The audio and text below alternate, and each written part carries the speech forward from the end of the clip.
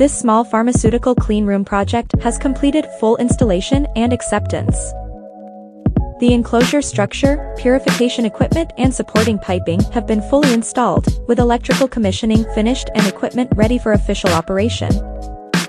Built strictly in line with pharmaceutical GMP standards, it adopts graded access design, non-clean zone, semi-clean zone, core clean zone.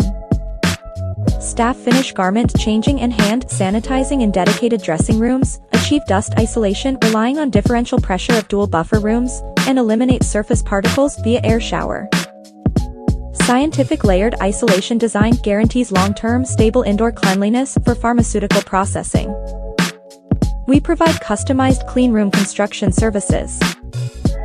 Contact us anytime for project inquiries and solutions.